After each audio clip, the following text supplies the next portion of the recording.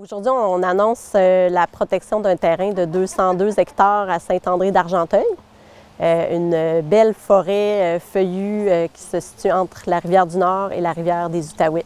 C'est le boisé carillon que la chargée de projet chez Conservation de la Nature Canada, Annie Ferland, vient de décrire.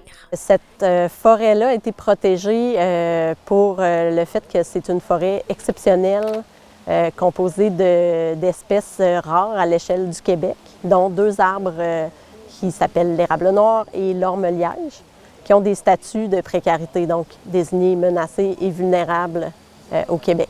Il y a aussi un petit papillon qu'on trouve ici qui est rare à l'échelle mondiale, c'est la pierrite de Virginie. C'est un petit papillon blanc bien insignifiant qui peut avoir l'air de rien, mais qui est confiné aux forêts où se trouve la cardamine. Donc ça, la cardamine, c'est une sorte de plante herbacée qui pousse dans ce genre de forêt-là. Strictement, on la retrouve nulle part ailleurs que dans les érablières riches. Puis le papillon dépend strictement de cette espèce végétale-là pour sa reproduction. Cette nouvelle réjouit la députée d'Argenteuil, Agnès Grondin, dont le gouvernement a injecté 53 millions de dollars sur 4 ans à CNC pour le projet de partenariat pour les milieux naturels. Je suis ultra heureuse parce que c'est une étape qui est importante.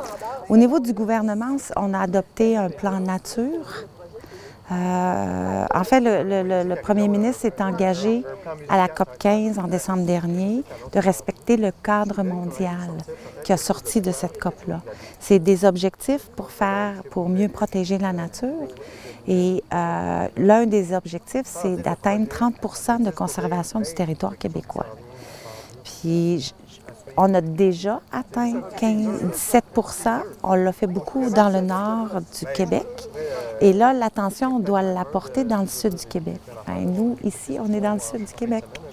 Donc, d'aller chercher 202 hectares de conservation avec un accès quand même qui va être public tout en respectant la vulnérabilité de la nature.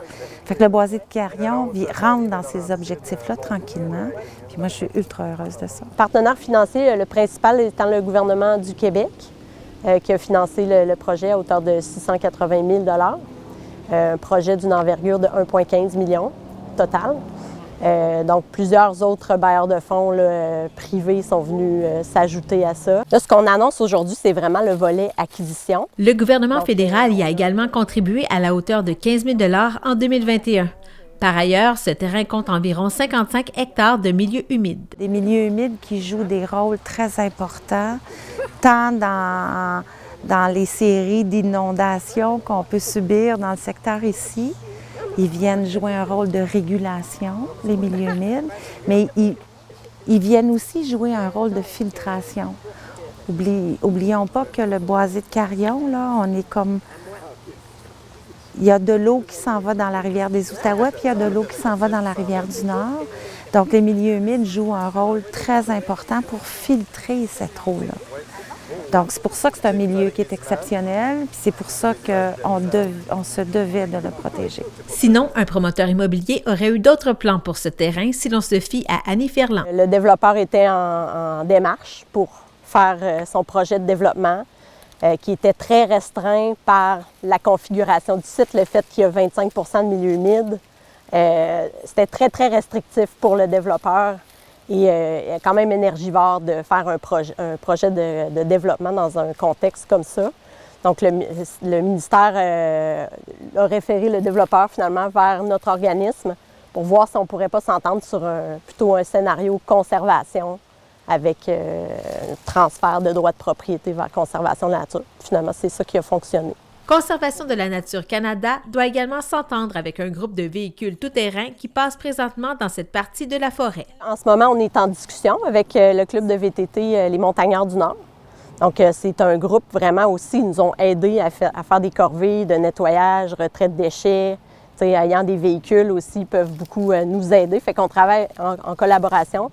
L'objectif, oui, de permettre l'accès dans la mesure du possible, que ce sera dans une assiette qui va être bien déterminée, qui va éviter là, les sorties de sentiers, qu'on va pouvoir consolider, bien aménager pour que le club puisse continuer à passer. Mais on est présentement en discussion là, pour convenir d'une entente avec eux. C'est plus de 4000 kilos de déchets qui ont été retirés sur ce site depuis 2 ans. CNC collabore avec la MRC d'Argenteuil et la municipalité de Saint-André-d'Argenteuil dans ce projet.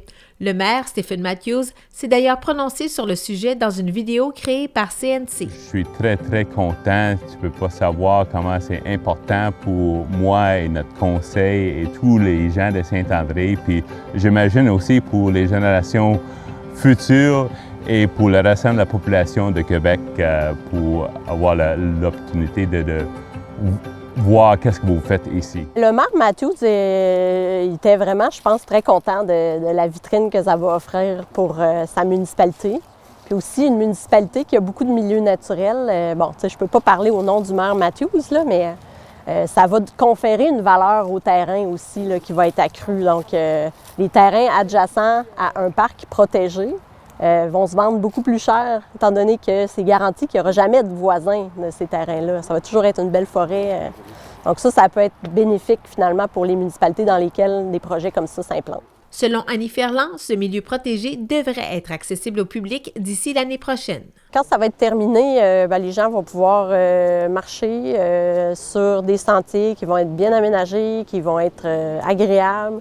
Ils vont pouvoir aussi s'informer sur les espèces. On va avoir des panneaux informatifs là, qui vont être installés à différents endroits sur la propriété pour expliquer un peu l'écosystème, les espèces rares, etc. Donc, ça va être vraiment la finalité. Puis, il va y avoir des projets de restauration aussi pour restaurer le couvert forestier qui, présentement, commence à être envahi par des espèces végétales exotiques envahissantes, donc qui viennent d'ailleurs dans le monde. Donc, il y a un petit peu de ces espèces-là qui ont commencé à envahir le milieu, donc on va pouvoir les contrôler puis s'assurer que la forêt d'érable noir à Orme-Liège puisse subsister.